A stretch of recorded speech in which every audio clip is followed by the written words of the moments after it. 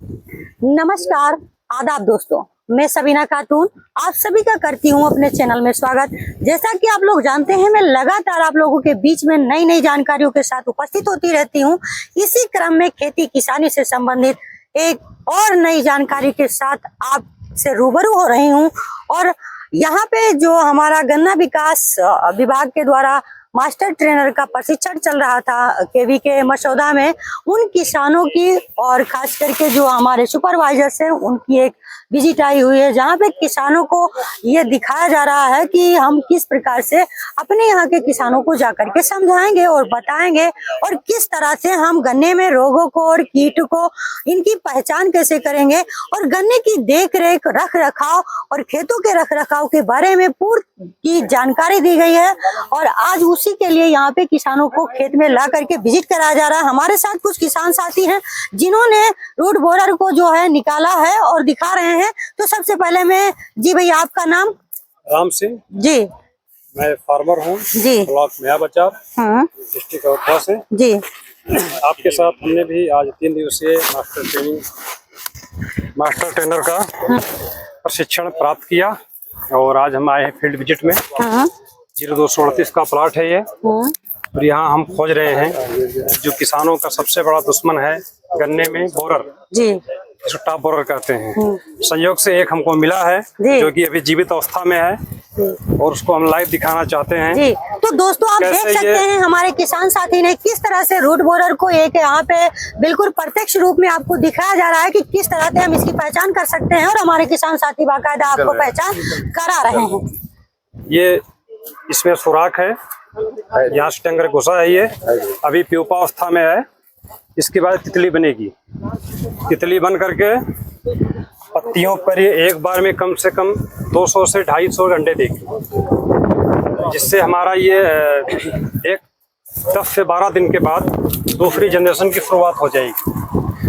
तो हमारा काम यह है कि इसको अभी आइडेंटिफाई करें तोड़ के, और इसको अगर निकाल के नष्ट कर देते हैं तो हम आने वाले जो दूसरी पीढ़ी का आपतन है उससे हम बच सकते हैं। तो हम ये जानना चाहेंगे कि आप जैसे पौधा ये लगा हुआ है, हम इसमें इसकी पहचान कैसे करेंगे, कहाँ पे है? हाँ, पहचान करने के लिए जैसे ये पौधा था जी, मुझे दिखा कि इसकी जो है मेन गोप देखिए सूख रही थी जी, अर्थात इसके अंदर कीड़ा प्रवेश करके काट चुका था। जी। तो जब ये दिखा कि ये आप गन्ने में देखेंगे कि ये सूख रहा है, जी, इस तरीके से जैसे सूख रहा है, इसको आप आइडेंटिफाई कर लीजिए और जड़ से निकाल लीजिए। जी। जड़ से निकालेंगे तो इसमें आपको जाहिर सी बात है इस तरीके से कीड़े मिलेंगे। जी। ये ऊपर से घुसते हैं, नीचे तक खाते हुए चले जाते हैं। इसके बाद परिपक्व होकर यही तितली बनके फिर सुराख करके निकल जाते हैं, और ये दूसरे पौधों पर एग्रिंग करना शुरू कर, मतलब अंडे देना शुरू कर देते हैं, जिससे हमारे पौधे बुरी तरह से प्रभावित होते हैं, और इसको हम पैदावार में कम से कम 30 से 40% का लॉस देखते हैं। बिल्कुल भैया, अगर कोई बीमारी लगती है तो फिर उससे तो हमारा नुकसान ही होगा, ये स्वाभाविक है, चाहे हमारा शरीर हो, चाहे पौधों का हो, चाहे मिट्टी का हो, चाहे एटमॉस्फेयर का हो। तो दोस्तों आपने देखा कितनी बेहतरीन जानकारी हमारे साथी किसान ने दी, और इसी तरह से हमारे बीच में और अधिकारी कर्मचारी गण हैं, हम उनसे भी चर्चा करेंगे, और इस ट्रेनिंग को देने का क्या उद्देश्य है, सरकार की क्या मंशा है, इस पर भी हम अपने डीसीओ सर से भी बात करेंगे। तो आप ये लगातार देखने के लिए हमारे साथ बने रहें, और बीच में एक छोटा सा निवेदन है कि यदि वीडियो पसंद आए तो लाइक कमेंट शेयर करना ना भूलें, और चैनल पे यदि नए नए जुड़ रहे हैं तो चैनल को सब्सक्राइब करना ना भूलें, और बने रहे हमारे साथ, देखते रहे। ये देखिए हम इसकी पहचान दिखा रहे हैं, नजदीक से दिखा दीजिए भैया। इसमें कीड़ा प्रवेश कर चुका है और ये मेन गोप को काट चुका है, इसलिए देखिए ये सूख के सिकुड़ गई है पत्ती जी। अब यहाँ से इसको जब तोड़ा जाएगा,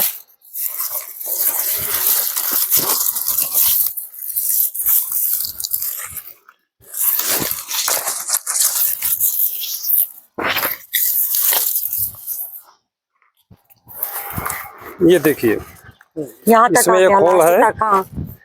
और इसको जब तोड़ेंगे देखिए ये देखिए कीड़ा इसका है, ये है खतरनाक तरीके से। हमको ऊपर से लगता है कि हमारी फसल स्वस्थ है, सही है, और ये अंदर काम कर दे रहे हैं। इसको पहचानने के लिए हमेशा इस चीज देखना पड़ेगा। भाई अक्सर एक बात करते हैं कि साहब 118 में ब्याज कम है, 238 के बाद यदि कोई सबसे अच्छी वैरायटी है पैदावार देने में तो वो 118 ही है। और ब्याज कम भी इसलिए होता है क्योंकि जब गन्ना बोया उसके ऊपर मिट्टी ज्यादा डाल दी, तो इससे ब्याज काफी प्रभावित हो जाता है, मर जाता है। हमने जो ट्रेंच बनाया, ट्रेंच में गन्ना बोया है, बिल्कुल मिट्टी ना के बराबर है इस पे, इसीलिए पूरा ब्याज इसका निकल रहा है। देखिए एक बार दिखाइए चित्र में उसको, कहीं भी ब्याज कम नहीं है। जो अभी 238 वैरायटी देख रहे थे हम, इसका ब्याज भी लगभग उस जैसा ही है और पोगा भी बहुत तगड़ा है। कारण यही है क्योंकि जो गन्ना बोया है उस पर मिट्टी बहुत हल्की रखी है, तो जो भी ब्याज निकल रहा है पूरा पनप रहा है। इससे क्या होगा, अभी ये पूरा पनप जाएगा और बाहर आ जाएगा। जब पूरा ब्याज बाहर आ जाएगा तब हम जून के महीने में लगभग 15-20 जून को तब इस पर हल्की हल्की मिट्टी चढ़ाना शुरू करेंगे और फिर चढ़ाना शुरू करेंगे। ब्याज में कहीं इशू नहीं है, सिर्फ थोड़ा सिस्टम बदलने की जरूरत है, क्योंकि 238 वैरायटी जा रही है, धीरे धीरे बीमारी की भी जा रही है। ये सबसे बेस्ट विकल्प है आज की तारीख में 118 वैरायटी। तो देखा किसान होते हुए भी जो है ये है कि पूरा रिप्लेस उसको नहीं कर पाएगी, और एक वैरायटी में अब आगे फिर वैसे हाँ, जैसे 80% 90% 238 हो गई थी, ऐसे 118 को भी उतना ज्यादा नहीं आना। हर वैरायटी 20-25% से ज्यादा कोई भी वैरायटी का बिल्कुल सर। नहीं तो आगे और जैसे इसमें मिट्टी कम रखनी है, 1400 वैरायटी है, उसमें अब इस समय चल रहा है पानी, हर पानी पे हल्का यूरिया, तो निश्चित ब्याज भी अच्छा होगा और बढ़वार वगैरह पैदावार कम नहीं देती है वो वैरायटी भी। 1400 वैरायटी पैदावार कम नहीं है, लेकिन थोड़ा सा सिस्टम चेंज करना पड़ेगा।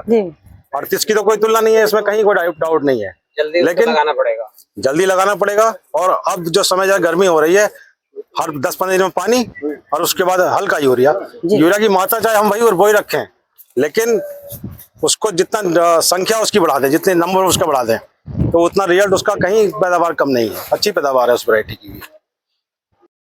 ये एक लोग बोलोगे, ये टॉप बोरर का किसान साथियों हम आपको दिखा रहे हैं, ये ऐसे शुरुआत होती है और आप इसको ऐसे अपने खेत में देख करके अंदाजा लगा सकते हैं।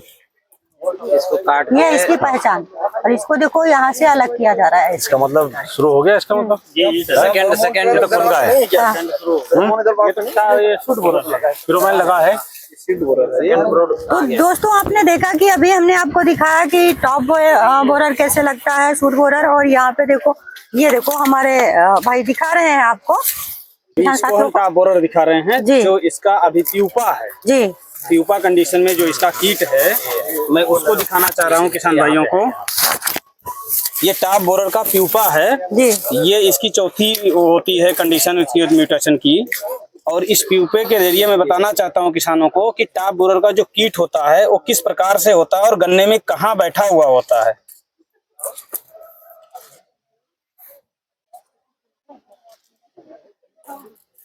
इसको इसे तोड़िए तो हाँ ये देखो निकल आया। दिखाना चाह रहा हूँ जो आ गया।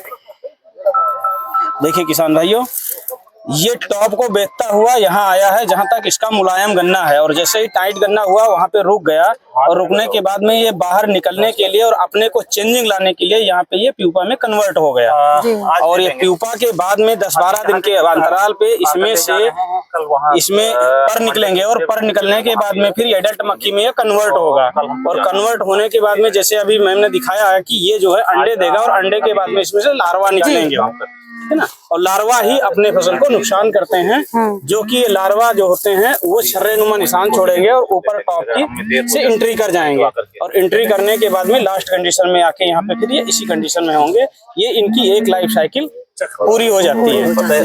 जी, तो आपने देखा कि रूट बोरर हो या टॉप बोरर हो या ऐसे कीट जो हमारी फसल को नुकसान पहुंचा सकते हैं, तो वो कितने हमारी कृषि के लिए घातक होते हैं, और उनसे सुरक्षा ही मात्र एक अच्छा उपाय है, क्योंकि उनका अगर हम सुरक्षा कर लें अपनी फसलों की तो ये ज्यादा बेहतर है।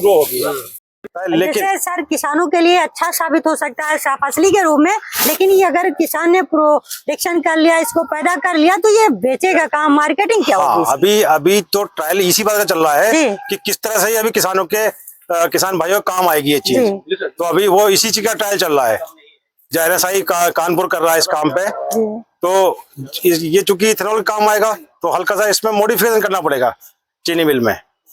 तो गन्ना जब खत्म होता है उसके बाद ये मैच्योर हो जाता है, तो 15-20 दिन या महीना भर जैसा मतलब अगर कामयाब हो जाता है ट्रायल। तो ये सवाल सर आया था वहाँ पे, इसकी मार्केटिंग के लिए ये बताइए, मान के चलिए ये तो हम जिसकी चुकंदर की बात कर रहे हैं, क्या गन्ने में और भी फसली फसलें हम ले सकते हैं? ये भी हमारे किसान को बताइए आप। गन्ने में सह फसली खेती का बड़ा उपयोग है जी, जैसे कौन कौन सी फसलें हम गन्ने के जैसे साथ?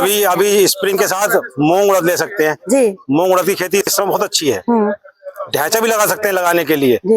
और अक्टूबर सितंबर में तो जितनी भी सब्जी वाली फसलें हैं, चना है, जी। आलू बहुत अच्छा रहता है गन्ने के साथ। गन्ने के साथ आलू की खेती बहुत अच्छी, सबसे अच्छी खेती है। गन्ने के साथ अक्टूबर बुआई में सह फसली खेती में आलू नंबर 1 है, मटर है, और जो भी छोटी फसलें हैं, गाजर है, लहसुन है, प्याज है, ये बहुत अच्छा उत्पादन भी देंगी और बहुत अच्छी अर्निंग भी देंगी किसान भाइयों को। क्या इसके साथ जैसे कि तरबूजा है, खरबूजा है, काकड़ है, ये भी बो सकते हाँ, हैं? इस समय ये भी बोया जा सकता है। जी। इस समय सह फसली खेती में लोग, कई किसान भाइयों ने लगा भी रखा है।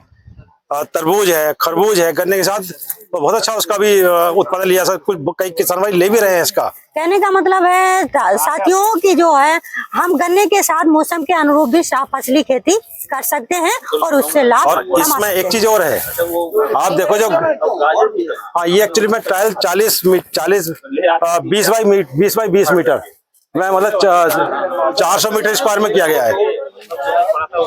हाँ, आपने देखा कि हमारे किसान साथियों को किस तरह से यहाँ पे खेत पे ला करके विजिट कराया गया और दिखाया गया। इसी बीच में ये जो प्रशिक्षण 3 दिवसीय चल रहा था मास्टर ट्रेनर्स का, जिसमें पे जिला गन्ना विकास अधिकारी हमारे साथ हैं, और आइए हम उनसे बात करते हैं, उनसे मुखातिब होते हैं और दर्शकों जानते हैं इस प्रशिक्षण का उद्देश्य क्या होगा हमारे किसान साथियों। ये है कि पूरे प्रदेश में अलग अलग क्षेत्र में उपज ये उत्पादकता अलग अलग आ रही है। कहीं किसी क्षेत्र में 600 650 कुंटल यील्ड आ रही है और कहीं पे 1000-1200 कुंटल यील्ड आ रही है। तो ये मुख्यमंत्री जी की एक महत्वाकांक्षी योजना है। उनका कहना ये था कि भाई अगर सही टेक्नोलॉजी किसानों को मिलेगी तो किसान उत्पादन बढ़ा सकते हैं, और जो हमारा प्रदेश का एवरेज है कम से कम उससे ऊपर किसानों का आना चाहिए। तो इसी के उद्देश्य से उन्होंने कहा कि किसानों तक टेक्नोलॉजी पहुंचे। इसके लिए हमारे यहाँ हर जिले में जहाँ पे चीनी मिल है, हर चीनी मिल पे एक गन्ना विकास परिषद होती है।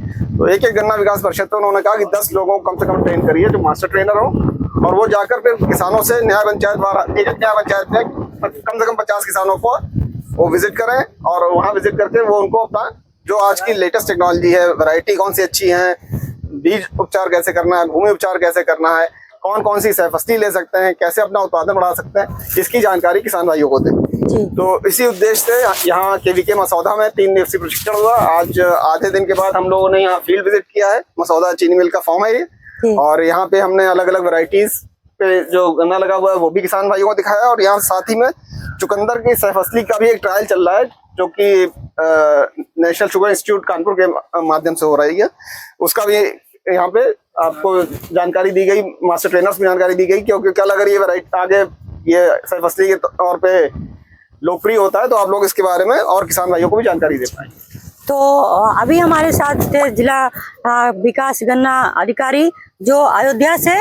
तो दोस्तों, आप भी अपने गन्ना को उन्नतशील और इसको साफ फसली के रूप में ले जा करके किस प्रकार से इनकम कर सकते हैं और आय को अपनी 2 गुनी 4 गुनी कर सकते हैं। तो ऐसी चीजों को साथियों, आप ऐसी चीजों को जानने के लिए लगातार आप हमें फॉलो करते रहें, देखते रहें।